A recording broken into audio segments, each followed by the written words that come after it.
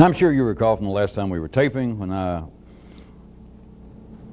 brought up the matter that if you did not say why you like or dislike someone, etc., etc., that you'd be left with primary reasons, and off from that I used as the prime example negative so-called emotions, and I laid on hatred,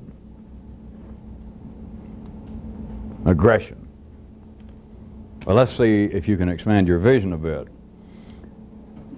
When I was speaking of negative, aggressive, hostile, hateful emotion, also, but now surely you keep in mind that we are talking about energy. Even ordinary people out in the spatial world, people would think of emotions as being some kind of energy, but here, if you begin to see beyond the spatial limits, then everything, of course, is in some form of energy, or it can be seen as being transformable into energy. Now specifically, even while I was using last time the examples of apparently non-positive emotion, me talking about hatred, and that hatred is forever, that hatred is silent, that hatred would be closer to being temporal than just spatial. And I also pointed out that I could have used other examples, and I could have gone into what would seem to be, to ordinary intelligence, to be more positive emotion. So, even as ordinary people would think, we were somewhat left with the ordinary idea that there are energies that are positive, decent, good, charitable, fill in the rest of the blanks, and then there are those that are hostile and aggressive. Whew, comma. Now we're up to starting tonight's tape, right? Okay. Consider this from a quite proper three-dimensional view. All energy is aggressive. If it is vital, if it is, as they like to say nowadays, viable, the energy is in some way aggressive. It is aggressive, it is motivating, it is irritating to some machinery somewhere, or it is not energy. Now, if you were ordinary people with ordinary thoughts, then by the time I try and drag your attention a little bit past this, it can begin to sound, oh, what shall we say, spooky, questionable, at least unusual, because it will begin to sound to ordinary intelligence as though it is some sort of direct attack on decent human emotion. And it's not. But you have got to remember the relative basis of three-dimensional intelligence. That anything you apparently, how about this for a new Southern California word, or Californian, anything that you adjectivize, that is, anything that you apparently put some sort of spin on, like emotion, for me to say, all right, now here we're talking about aggressive emotion, then that's only on the basis that all human speech creates fission, that it splits everything up into two. There is no way out. It's not wrong, and that is not the premise of this kind of activity of hollering, well, the thing is with human intelligence, or the thing is with the English language and perhaps other languages, for all we know, it keeps dividing everything up into synonyms and antonyms. And it divides everything into this and that, and it tries to turn all of human experience digitally. Turns it into an on and an off, or one or a zero, and boy, tut tut tut. Oh, fooey on tut tut tut. It is simply the nature of the way the intellect works when it is grounded in, when it is held by the gravity of space, of the earth. So it's not that it's wrong to have an adjective. It's not that every piece of human experience seems to be fissioned, that it is dichotomized. That's enough for you people in California. We'll go back to ordinary English now. Don't write me from California. But back to me using ordinary terms, because even though I give sort of a Hemi warning,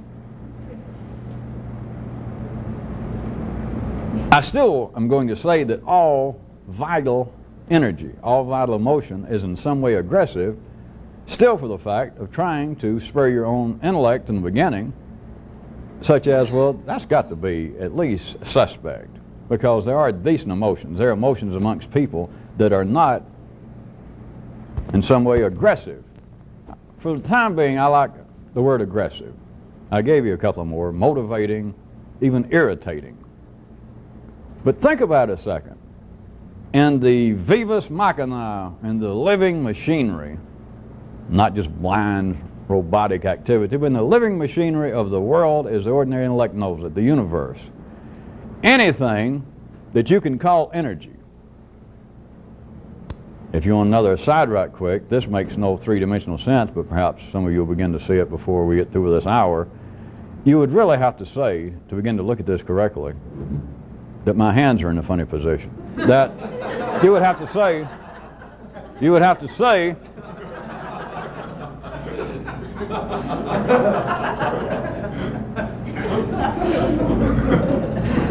well, I sent off for this course off TV. Right. It was supposed to be gestures, but instead they sent me back a bamboo steamer, and I couldn't figure out how to use it for these tapings.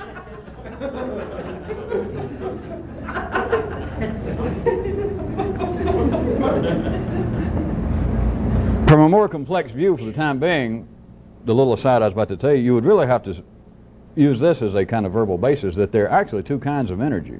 This is not true, this is flawed, and it's only piecemeal, but it makes more sense than it does from all ordinary views, and that is that there is passive energy and active energy. Of course, passive energy is an oxymoron to start with, but wait, no? So let's consider that there is passive and active energy. Just trail along here for a second. Active energy in some way would have to fit into a form, into a description of being aggressive, would it not?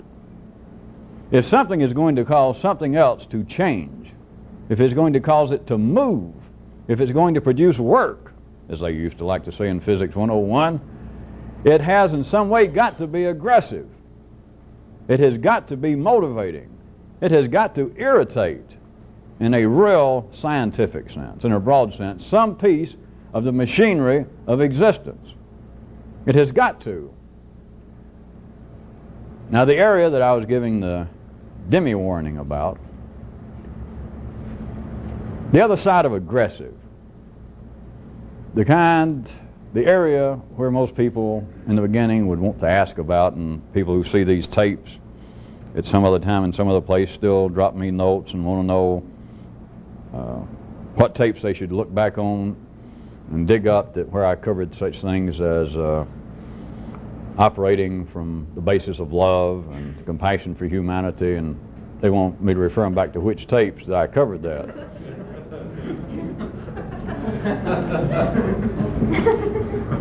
It's not a joke at their expense. That is fairly normal. People that are attracted to all forms of religion, all kinds of self-help stuff, and all forms of mysticism.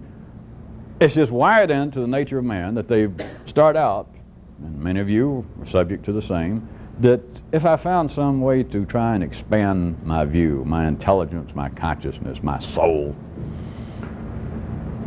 it would have to do with surely love, compassion, charity, and etc. The religions are full of it. Your nervous system is full of it. But now think about this. No attack, but you have got to find a new building site in your own nervous system. Listen to me. What ordinary people, all people, it doesn't matter what religion and what time, what ordinary people have always called love, in every sense, from the humanistic sense, that is the non-religious, to the religious sense, what ordinary people call love, which would be a non-aggressive emotion, right? What everybody else calls love has never changed anything. Think about it. It does not change things.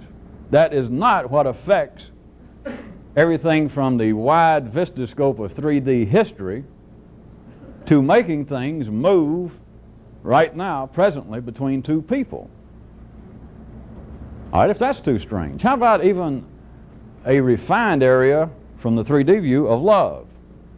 How about like the Gandhis and such as that of changing things, changing their society, changing the appearance out there on the basis of being nonviolent.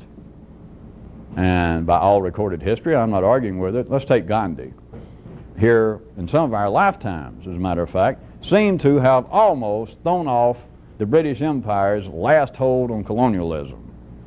That almost he single-handedly, as history would now have it. And he did it non-violently. He may have been non-violent, but he was not non-aggressive. Non-violence, what they think they mean. That is real love, real charity. If there was such thing as energy, which would have to change things, but if there was such thing as energy that had no aggression in it, if it was that kind of love, then a Gandhi would have done something like this. You would have never heard of him, probably, but he would have stayed home in his hut and not said anything. Not only not been non-violent, but he would have been non-aggressive at all. And to be non-aggressive, you just about got to stay home. Now, he could have stayed in his little hut and held his breath and sulked and wrote nasty letters to the editors of the Bombay Star and not mailed them. But he would not have gone out and sat in front of lorries or laid on railroad tracks or had groups of people, do sit-ins and stand-ins non-violently. But you're missing the point. Surely you people are not. If you don't see that he may have been, and not just him, this has been done throughout history, that he may have been non-violent, but he was not non-aggressive. Because if, and I'm not going to argue right now with 3D history, if apparently a person, a group of people, some activity changed the apparent situational aspects of out there, then it was aggressive. They were aggressive. What they did was aggressive. If there was such a thing as, to me describe more, a real passive energy, let's use love again as being what, whether they know it or not, that ordinary intelligence would actually mean as being the exemplary manifestation of passive energy would be love. Then to be that kind of love, to have no hostility, no aggression in it, you would about have to stay home by yourself. To love your enemies. You can't go out to your enemies and even tell them you love them, because most enemies is simply going to piss them off. Or else it's going to frighten them like, oh, what kind of damn trick is this? It is an act of aggression. If you went out and said, well, I've decided that I want to be a real good blank, Jew or Muslim or Christian, or just a decent human, and I have decided I've been harboring these hostile feelings, I've been aggressive toward you, and I imagine that you'd mistreated me, but I want to tell you now, I love you. Now you should know. There's no place for sarcasm. It is simply, if you have been in that kind of confrontation with somebody, if you and another person have been wired up and you've already had that kind of conflict, if you go back, or if you even wrote them a letter, are they going to take it as being absolutely non-aggressive? Would you? Somebody that you knew had been harboring ill will toward you, and they send word to you, plus you've been returning it, of course, to varying degrees, either mad or frightened about it, and you get word that I have decided to be non-aggressive. What kind of damn trick is this? They're trying to throw you off, let your guard down, they're going to jump out of the bushes and hit you with a hatchet or something. To be non-aggressive, to have some sort of energy or emotion that was truly sans any aggression at all, would almost require that it be a kind of, overlook the three-dimensional oxymoronical aspect of this, but would require that it be, in a sense, passive energy. And to do that, you would almost have to stay home. You would have to, in fact, almost expand, or would expand on the more simplistic aspects that some of the so-called really righteous Hindus would do, of covering their mouth so that they don't inhale small organisms and bugs. And of course you're going to kill something even if you stay home. But you would have to take that, instead of worrying just about killing microorganisms through your own breathing, you would just have to stay home and not come in contact with anybody if you're going to truly be a real Hindu, or a real fanatical Christian and not offend anybody, that is not show any aggression, even unconsciously, even accidentally, there's only one way. You just about got to stay home and hold your breath. Don't write letters, don't have a phone. That is the only way to be non-aggressive. Now back to the opening salvo. Any energy that is actually vital, that is, but now surely you can see that I could even drop the adjective.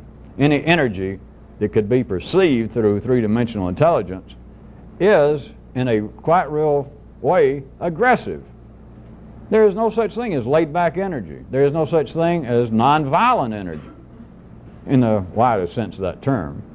There is no such thing as non-intrusive energy. You cannot make a wheel turn in a mill. If you're running it, if we're back in the times and you're running it by water, the water cannot come up to the wheel and say, look, I don't want to intrude on your space, and I know that I can get pretty damp, and sometimes when it rains I can get pretty pushy, and so in some way could I just tell you that I could be running over the top of you and turning it, and you could be doing your work. Can you just like go ahead and do it and pretend I did it? Now you see the folly of that. There is a kind of aggressive confrontation. There is a kind of irritation if the energy is vital. I go through all this for you to consider it the way that, back at the old level, that your own nervous system is wired up, that people believe in some way that life could be run. This is right in the core, consistently, of religions, of new schisms in religions, of new factions arising from past would-be metaphysical systems of some kind, all the way up to people just trying to be modern-day humanist. Even people's attitude toward environmental causes is that in some way the decent people of the world, the real thoughtful people of the world, are those that are in a sense a kind of reconstituted Gandhi. That there are people that are non-aggressive, real decent. Their hair is probably still, in our day and time, looks a little 60-ish. They probably carry their children in backpacks if they have any. And, eat a lot of tofu. And they're non-violent, they're non-pushy, except they do try to stand up for the planet and for human rights and etc. Notice that that is wired in. Even if you're not wired up to be a part of that, or if you're not wired up to be particularly sympathetic of it, you simply take it as, even if you're a little hostile, if you're wired up to be a little antagonistic toward it, you're kind of wired up that it is right. That religious people should be that way, whether you agree with it or not, or people that even are in other areas that are trying to change things for the better for all of us, even if it's not under a religious flag. It just seems right that they're non-aggressive. I mean, all the founders of religion had to be non-aggressive, non-violent, right?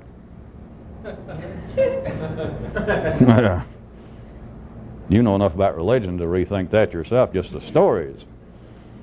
Because I repeat, if energy makes a change, whatever the source apparently of the energy, whether it be a man, a movement, a nation, a time, the change came about only through aggression. But now, surely after even these few minutes, you understand by aggression, I mean to direct your attention, and you should be thinking much wider than some form of here's a fist in your face. It's just that nothing can be done. No work can be done. No matter can be changed into energy. No energy can be transformed to other energy without there being a kind of aggression from one force to another, from one form of energy to another. It is aggressive. The idea that things can change sans some form of aggression, life has its own reasons for doing that, which is not my area of interest in tonight's taping. But it is sorely lacking as a way to explain things, as a basis, as a vademecum of studying how life may be operating. And it is also misleading for people like you when you're trying to change yourself, to believe that in some way that you can be a 60-ish person, or that you can be a Christian with yourself, or a Jew with yourself, or that you can be fairly decent with yourself, or that you can take the more laid-back position, especially as well as you know you, and as long as you've known you, and that there is no reason to actually be aggressive. That that's not the way the good things in life come about. I repeat. And you should be able to hit that up pretty quickly. What ordinary people call love, non-aggressive energy, never has changed anything and never will. That does not mean that systems, such as the religions, and all the religions lay some claim to love being at the heart of it, or the goal of it. It's not that systematically you could not look at backwards history and say that they did not have some effect. It's not that. But notice, they did not live by. The history, the reports, are not of some systematic organization or some systematic attempt and activity that in some way was non-aggressive. They can say they're non-aggressive, and they can say that that's the goal of it, but if you think that the religions, the well-known ones and the lesser-known ones, if in some way you will take the whole idea that floats through the wiring system of humanity, and perhaps your own, that, well, yes, if there's anything in life that is non-aggressive, it's the religions. God Almighty, you've already been hypnotized to probably a deathly degree, because you know that's not true. They're very aggressive. Everything has to be aggressive if it is going to have any effect on anything else. That is the nature of energy. Anything else would be actually non-energy. I'm not going into it, but that's why I'm calling passive energy for the time being. It is not self-contradictory. It is simply another dance partner. It is more attuned to at that particular time, which of course can change instantly, and in which, if you can see beyond the three-dimensional realm, it can be going on simultaneously, as humans would want to call it, but that one energy can be dancing backwards. That does not mean to call it passive energy. It does not mean it's passive forever, because from another time view, it could be simultaneously being aggressive. But to ordinary intelligence, it's got to be what? One or the other. We all know that.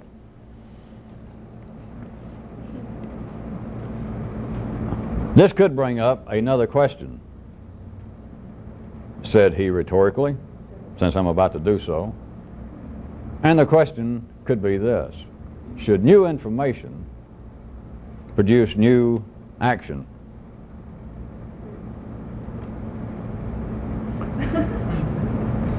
May I be so, since it's your birthday, so kind as to answer for you? And the answer was surely, absolutely, conditionally, yes. It's got to be yes. What would be the sake? What would be the purpose of new information if it didn't produce new action? In fact, if it did not produce new action, you couldn't even call it new information, could you? All right, now in the three-dimensional world, in the ordinary world, that has got to be just as solid as a bad debt. For instance, in the three-dimensional, sane, everyday, middle-of-the-road, hoi polloi, bourgeoisie world, new information comes out at some time that much of human illness, some group catches on, the information seems to come out, is being caused by the pollution of our drinking water. And then somebody, the information seeps out through somebody, let's boil it.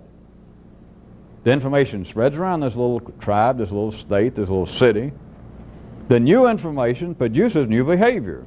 Then everyone who is passingly sane then begins to boil their water. The new information produces new behavior.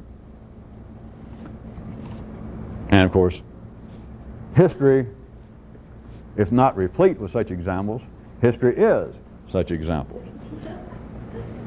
So now, consider this sort of activity. Why not? Why should this be exempt? Be as aggressive toward this as anything else. Should the new information in such activity as this produce new action? Is it just some sort of intellectual game? May I speak for people who are attracted to this in the beginning? is contraire. Even people who consider a new religion, people who try and pursue some sort of faraway activity, their belief is, their thinking is, their description of why they're doing it is, well, if I become a reconstituted Tibetan monk, Buddhist, then I will be able to, who knows what. I'll be able to sit in the snow naked and not get terribly cold. Or I'll be able to sing 17 notes at one time. I'll be able to come back to America and make a living without doing anything. It is the belief, the thinking belief, that even in areas that would be outside the everyday realm of simply improving your health or improving your vocation, your standing in the community, that unusual information would produce new and perhaps unusual action. All right. But the action that they think of, the new behavior, even though I made sort of some small funnies, the dream has always been a behavior that is unusual. That I could sit out in the snow if I could afford to go to Tibet and get in one of those monasteries, and if I could stand the boredom and could give up smoking and sex and hang around there long enough, maybe after years, because I love it every time I read about it, maybe I too could go out in sub-zero weather up there in the Himalayas and take off all my clothes and sit in the snow and just sit there and smile and meditate. God, wouldn't that be great? Yeah? You know, everybody needs a hobby. But now look at what I'm saying, what I'm trying to point out to you. They believe that this new information, that those monks over there, and I'm not just picking on them, their examples are everywhere at every time, that there's information there that if I had the information, then it would create avenues of behavior that would be absolutely new. Because do you know anyone that can go sit in sub-zero weather in the snow and not freeze? Of course, when they're really good, they melt the snow around them. Would that not be new behavior? Would that not be new actions, to say the least? Can't deny that. But the reason it was drawn out to you, and the reason some of you laughed, is the questionable profit of that, other than a hobby. Is that worth not only years and years of study, but is that worth an airline ticket to Tibet? Now, if it is to you, that's all right. Glad to have met you, because you surely won't be back. So then the question is, in ways that might be profitable to the individual, not as a hobby, but in ways that might be profitable, what kind of new information might there be that would produce what kind of new behavior? Consider this.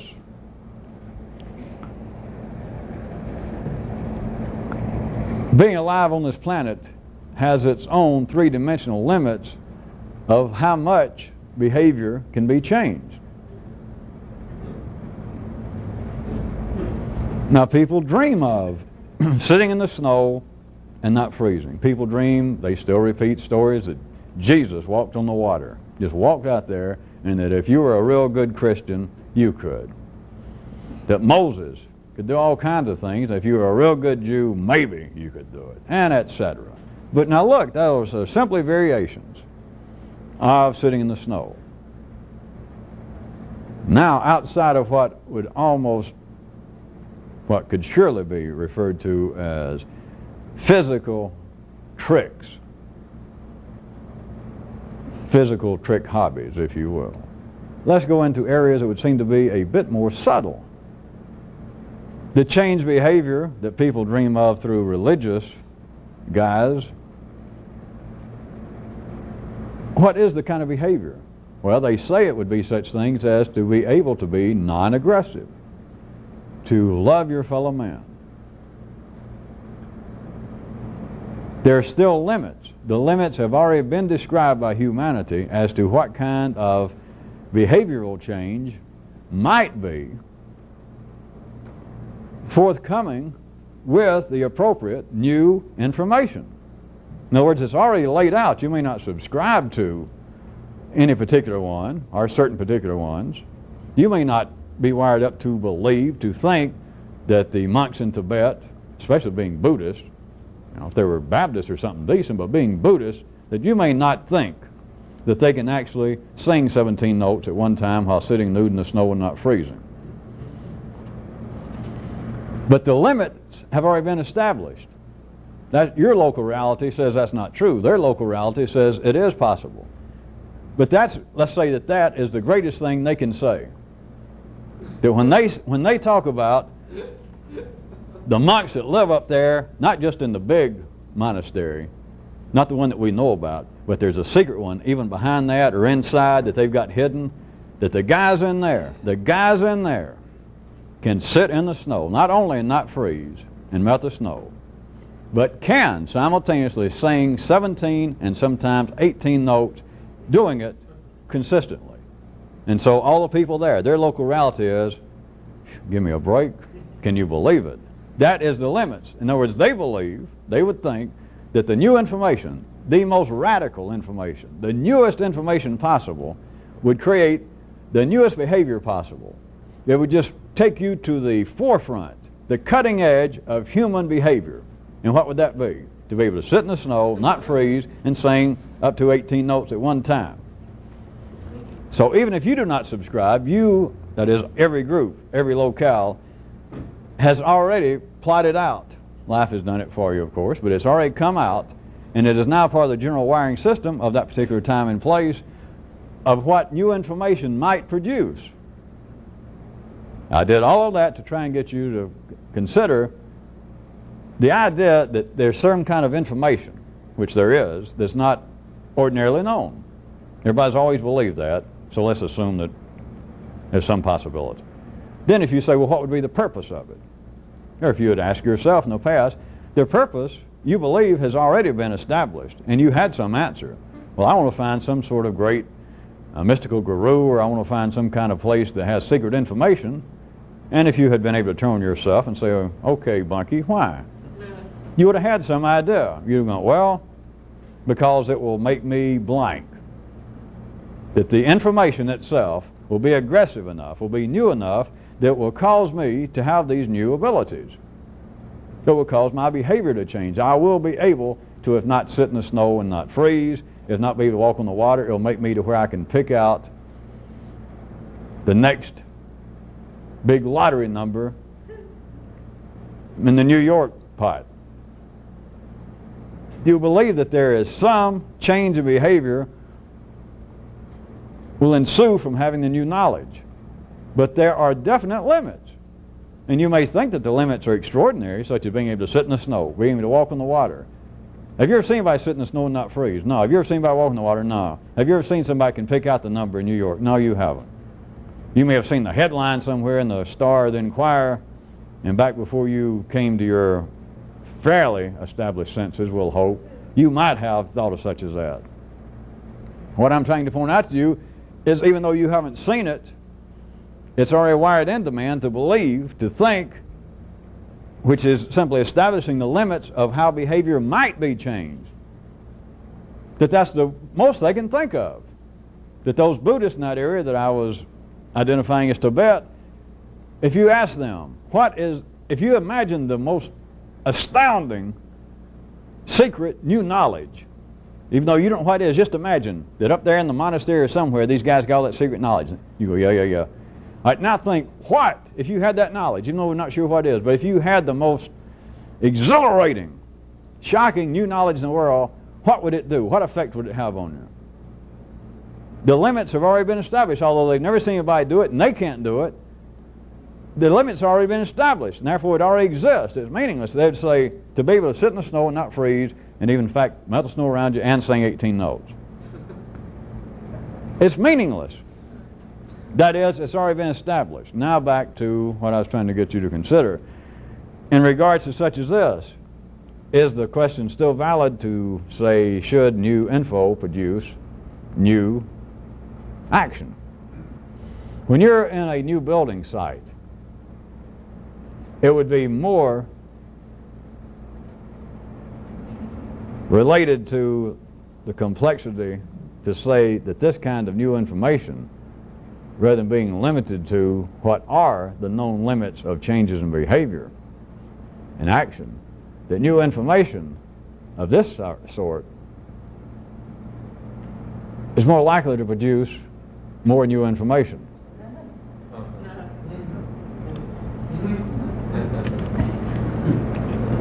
And you could make as a parenthetical end of that sentence, so that it does not sound as though it's some sort of cop-out or excuse or apology,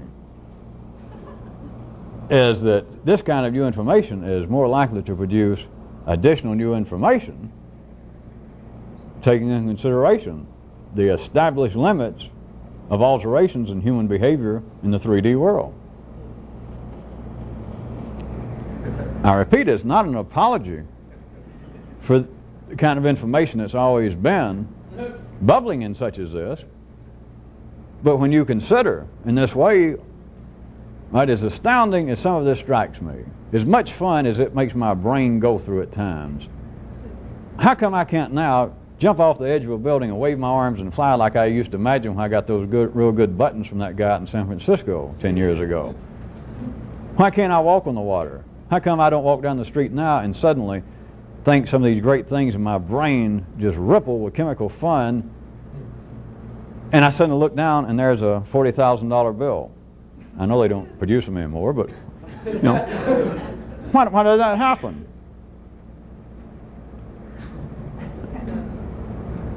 The limits in the alterations of three-dimensional behavior have already been established. Whether they are executed or not, they've already been established. Therefore, they're meaningless. What would it do? What good would it do?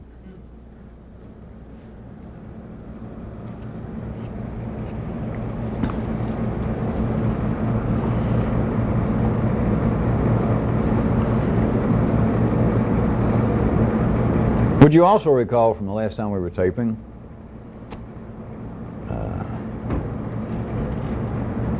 the last couple of times, but I brought up that it had been written, and I quoted part of it,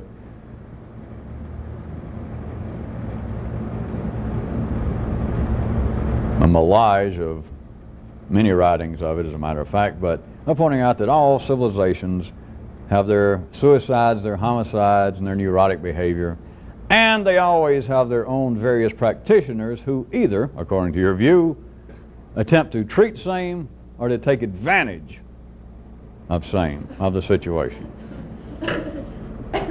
Would you care to try to expand whatever sight you had of that into me asking you, why should you allow yourself, why should you allow your own ordinary thoughts regarding yourself to fall into it being a basis that you are either, that you should either be treating your own homicides and suicides and neurotic behavior, that you should either be treating them, that there's only two possibilities regarding your own attitude toward you, your own thoughts about you, that you're either going to be attempting to treat you or to take advantage of you, because under ordinary conditions that's what you have always done, not knowing those terms, and that's what under ordinary conditions you would continue to do. But my question is, why in the world should you do that? Why should you allow ordinary thought to think about you, which I wouldn't be at all surprised that a whole lot of you think about yourself a lot. Now, you might not want to admit it, but I bet there's a good percentage of your time on this planet each day, I bet you think about yourself. You don't have to raise your hand and admit it, but why should you allow yourself in that regard of you thinking about you, that you are full, that you've got your own civilization, that you do have your own forms of homicide, suicide, which is your own form of coming out sniveling or swinging at life, but why aim it toward yourself? Why allow your ordinary thoughts regarding yourself, regarding your own forms of sniveling and swinging, of suicides and homicides and miscellaneous neurotic behavior, why should you then take your ordinary thoughts towards you as being those kind of various practitioners who, either according to your view, are going to be attempting to treat these ills in you, or to take advantage of it? What good's that going to do you?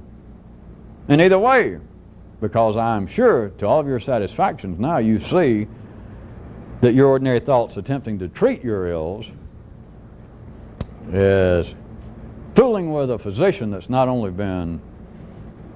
sans a license, he has no diploma. I mean, the physician has no clothes.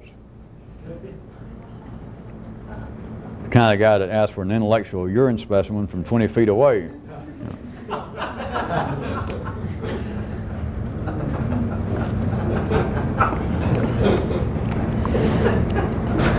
The point is, if you allow those ordinary thoughts to continue that kind of thinking, that kind of regard for yourself, for what seems to be from its attitude, because it's only your ordinary thoughts that have this side of you as being full of homicides, suicides, and miscellaneous neurotic behaviors, and of course feel as though this has got to be treated. And if it can't be treated, I'll simply take advantage of the situation. If you understand the nature of that, then you understand that to continue to allow yourself to drift along with that, to give that any credence, you have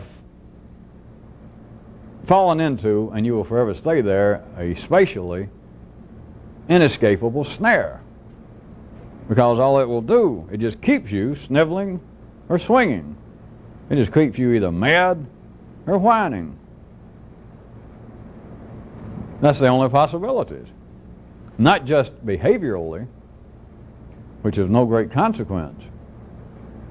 It keeps you that way thinking. You stay either mad at yourself or you stay whining at yourself. That is guilty.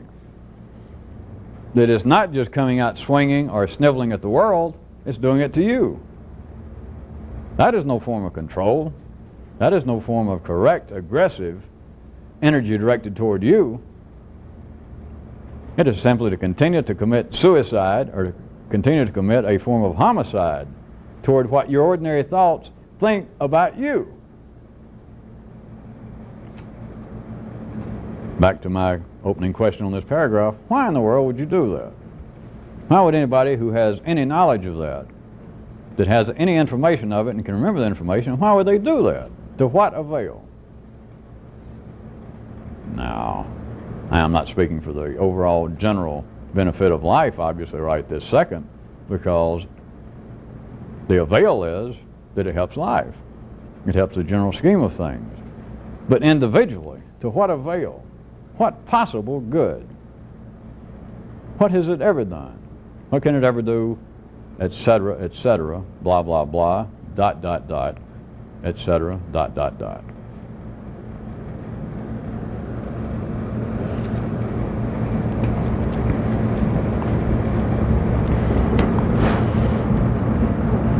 Also recalling my description, or at least my term, of brain smile. Many of you seem to have gotten some pleasure out of that. So, how about now I'll say, my real brain smile. See, to make it sound like it's going into new territory, or that now, those of you who've thought about it, you've got to be shocked to your senses to realize that you don't fully comprehend what I mean. So you always got to keep that up. Well, if you don't, it's not aggressive energy.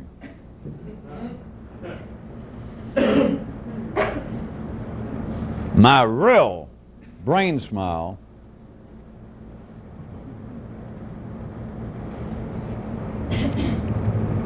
comes from a person's, from your instant realization that your present momentary situation is such that you are wired and primed to either come out swinging or sniveling, and then you don't. That, I'm not questioning that many of you just immediately knew or since they have known, brain smile, yeah. I am now telling you, giving you a mathematical type description without the numbers, of what brings about brain smile. Is to instantly, right there at the moment, realize that you are wired and primed right then, right that moment, right there in that situation. That if this was not going on, that is, whatever this is, if you even being aware of this, if I was not doing something out of the ordinary, right now I am wired and primed to either be swinging or sniveling, and then you don't, that's what produces brain smile. So now those of you that have the experience, now you know what causes it. And of course, God forbid, now that you might even try and at some time produce it. No, no, no.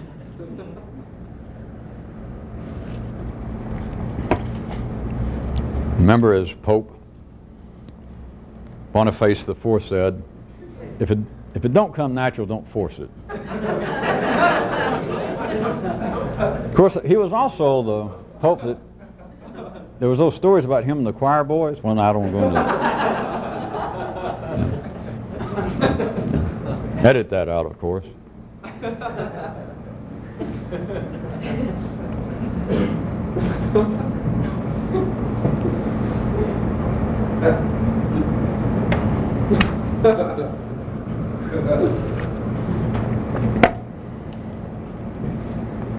Next paragraph. How about ponder this?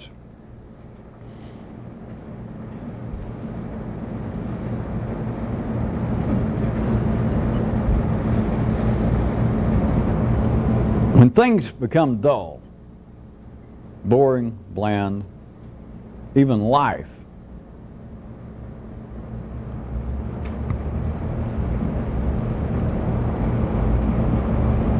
from the view of someone who has had any brain smiles, anyone who has had any real change in their own nervous system through their involvement in their activity with this, to become at any time that a something that you do, something that you see, the stimuli of life itself becomes dull,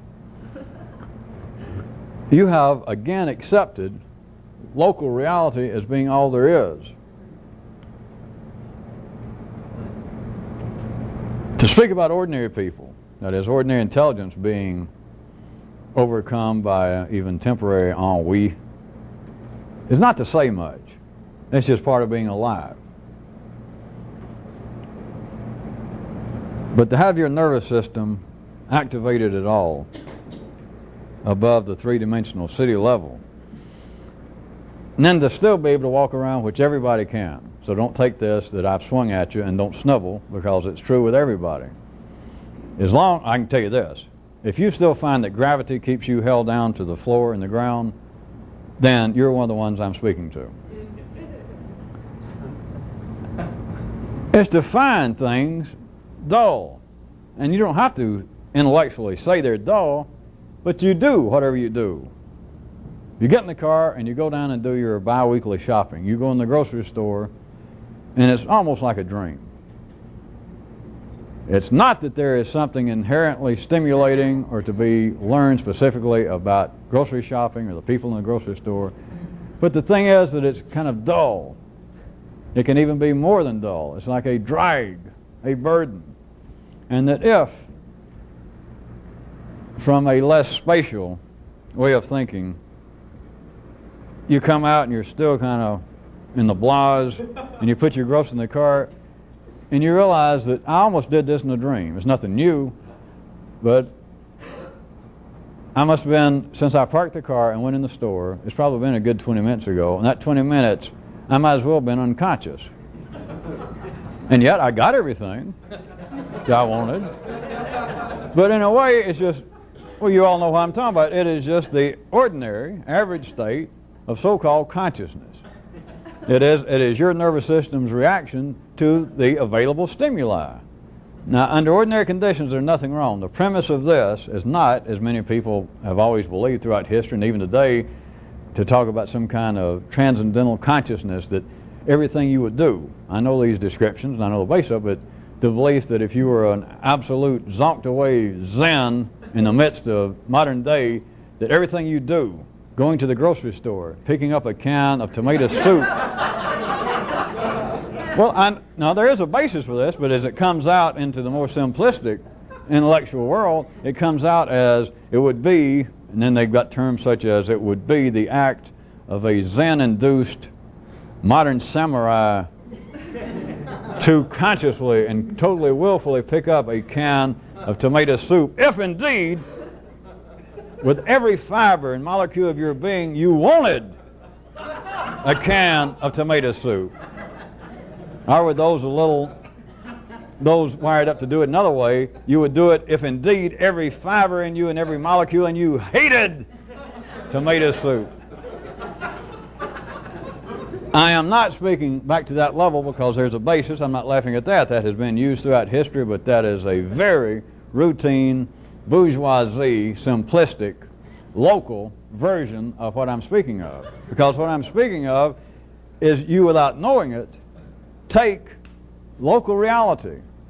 You're carrying it around. You are the time frame of it. That is what makes life dull. It is not that picking up a can of soup should, each and every time, or if indeed any time, that a can of Campbell's tomato soup should suddenly throw you into an altered state of consciousness. But you are cutting out the stimuli. You are cutting down on energy. You've got enough energy to live. That's obvious. You've got to see that. You've got enough energy to live out your life. Shopping and everything else is kind of going through it in a daze. Of course, you don't think about being in a daze until you think about you did it in a daze. Because the rest of the time you simply do it. But if you were asked about many of these things, some of them seem to be more exciting than others. That it's more fun to go out and visit a new city than it is to go out shopping. And it's even indeed more fun that they open up a new grocery store down the street that specializes in Albanian cuisine food, or a store. And you know nothing about Albanian food. You would go down there and you understand it would be more exciting, it would be more stimulating than it would be to go to your local Big Star or Safeway that you just kind of walk through, because you go to this other place and there's stimuli of such newness, there's new information that you must be more alert or you wouldn't even know what you're buying. You probably have to ask people. You have to read signs about, well, what is this? I never heard of this.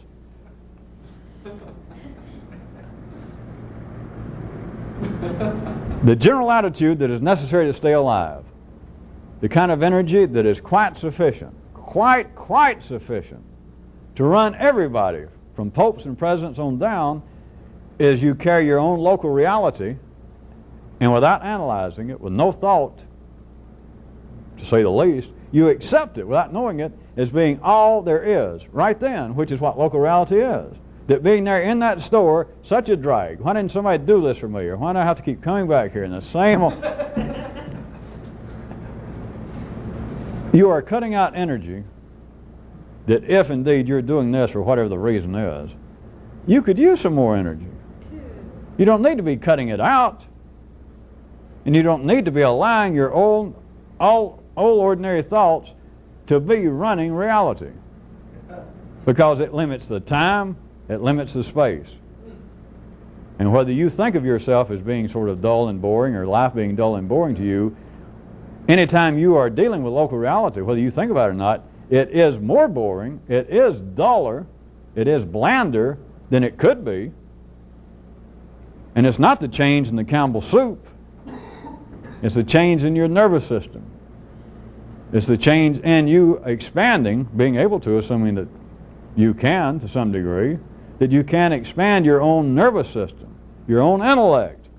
Not that you suddenly start floating through the store, being able to turn cartwheels in the middle of the air. It's here you can break out of the local reality and you begin to have a more complex interface with life. You get closer to the universal rather than the local.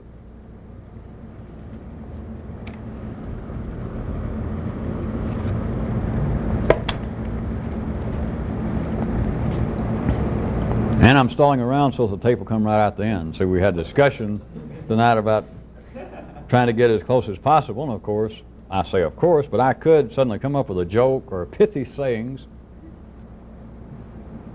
even though I would not normally want to admit that pithiness might be in my quiver of verbal arrows. See, this is the benefit of human speech. While describing what I'm doing, I am actually doing it. That is, stalling for time while describing that I could be stalling for time and be making some of you think that I'm coming right up to the pithy comment to get down right on the second. I could actually just keep talking until the tape runs out. That'd be good enough, wouldn't it? Well, all right, since it's Friday, and I guess some of you expected. All right.